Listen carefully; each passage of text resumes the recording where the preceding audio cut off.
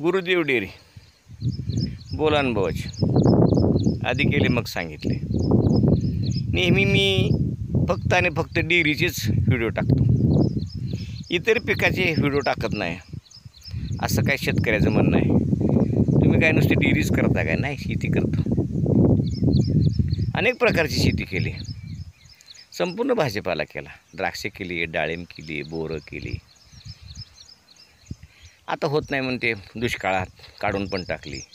भाजीपाला केला, फाउंडेशनचा दोडका केला, कोबी, फ्लावर, अनेक पिकं, भरपूर उतारा, कांदा भरपूर उतारा. यावर्षी दरवर्षी सोयाबीन करत होतो. सोयाबीनमध्ये म्हणावा असा नफा राहत नाही, म्हणून यावर्षी सोयाबीनच केलं नाही आणि कांदा करण्याचा निर्णय घेतला. कांदा कसा करायचा त्याच्यासाठी कांद्याचं रोप टाकलं. जात निवडली भीमा सुपर, राजगुरुनगर संशोधन केंद्र, कांदा लसूण संशोधन केंद्र राजगुरुनगर यांची भीमा सुपर नावाची खरीपासाठी असणारी व्हरायटी ती मी आणली आणि त्याचं रोप टाकले 40 किलो. एकरी 2.5 किलोच्या हिशोबाने टाकले. 16 किलोची लागण करायचा मानस आहे आणि त्याप्रमाणे होईल, काय अडचण नाही. त्याचं रोप टाकलं.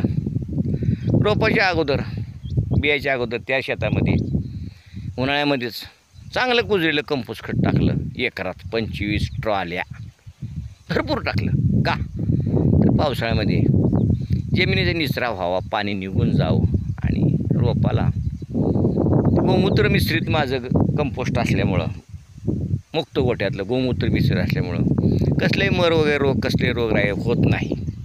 म्हणून 25 ट्रॉल्या 1 एकरात टाकल्या आणि त्या 1 एकरामध्ये मी 40 किलो रोप टाकलं.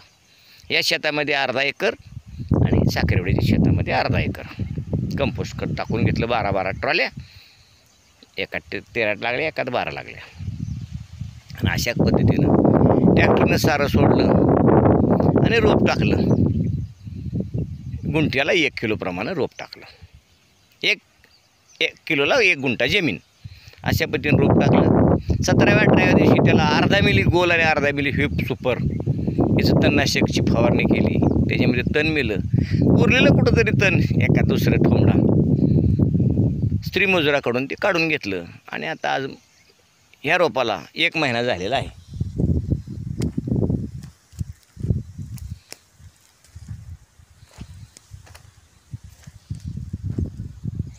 हे 30 दिवसाचं आता रोप आहे. अजून 15 दिवसांनी याची लागण करायची आहे.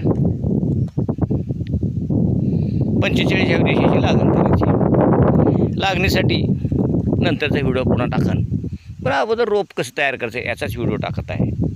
आणि अशा पद्धतीचं रोप टाकलं. या रोपाला तणनाशक मारलं. त्याच्या दुसऱ्या दिवशी A to Z नावाचं एक टॉनिक मारलं.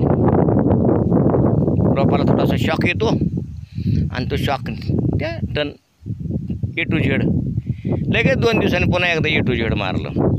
रोप एकदम काळं कुळकुळ हिरवगार झालं. त्याला जो तणनाशकाचा शॉक होता तो निघून गेला. पुन्हा 22 टीन आणि 19 खत 3 ग्रॅम लागते. 100 लिटर पाणी लागते 20 किलोला, आणि त्या 20 किलोला 100 लिटर पाणी. 100 लिटरमध्ये 125 ग्रॅम 22 टीन आणि 250-300 ग्रॅम 19 इस्रायल खत, वॉटर सोल्युबल खत, आपलं नाही, इस्रायलचं बॅग, त्यातलं 300 ग्रॅम. अशा पद्धतीनं 2दा फवारणी केली. आणि लागणीच्या अगोदर 22 टीन हमला आणि 19 याचा फवारणी घ्यायची. म्हणजे उपटल्यानंतर, पात शिरल्यानंतर, लागणीनंतर जो शॉक येतो तो येणार नाही. त्याला ही रोपं हेल्दी राहतील आणि अशा पद्धतीची लागण करायची आहे. मग 22 टीन हमला आणि 19 याचा फवारा लागणीच्या अगोदर 2 दिवस करायचा वाफ्यामध्ये. म्हणजे पूर्ण क्षेत्रावर जी फवारणी आपण करणाऱ्यानंतर ती फवारणी आपली वाचली आणि वाफेमध्ये झाली. 15 दिवसाची एक फवारणी आपली शेतामधली वाचली अलोकट. आणि रोपावर अर्ली प्रिव्हेन्शन, करप्या,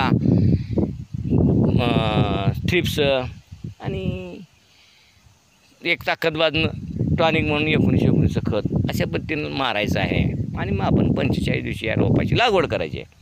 अशा पद्धतीनं आपण रोपाचं संगोपन, रोपाचं नियोजन करावं.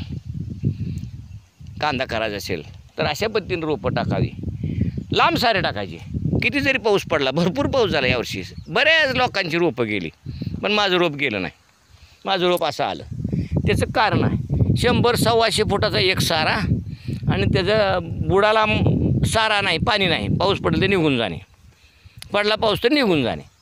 आणि भरपूर कंपोस्ट टाकल्यामुळं जमीन भुसभुशीत राहिली, पाण्याचा निचरा झाला, पाणी धरून राहिलं नाही आणि रोप खराब झालं नाही, बी खराब झालं नाही, चांगल्या पद्धतीचं बी आलं, एक पण रोप मरलं नाही, मर रोग आला नाही. गोमूत्र मिश्रित माझं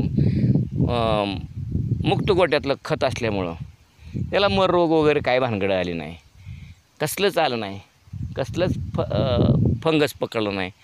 आणि अशा पद्धतीचं चांगलं हेल्दी रोप तयार करायचं आणि अशा पद्धतीची लागण करायची. आता लागणीचे व्हिडिओ नंतर टाकन, लागणीचे नियोजन, लागणीचं फवारणी, लागणीच्या खतं हे पुढं होऊन जाईल. फक्त आता तुम्हाला रोप कसं बनवायचं, कसं बनवायचं नाही, कसं लोक शेती न करता लोकाला मार्गदर्शन करतात. त्यांच्या बापाला माहीत नाही शेती कसली आहे, पण मार्गदर्शन मात्र चांगलं करतात. करून मार्गदर्शन करा. आधी केले मग सांगितले, अशा पद्धतीचे रोप केलेलं आहे आणि लागवड मी तुम्हाला नंतर सांगत आहे. भेटूया पुढच्या भागामध्ये.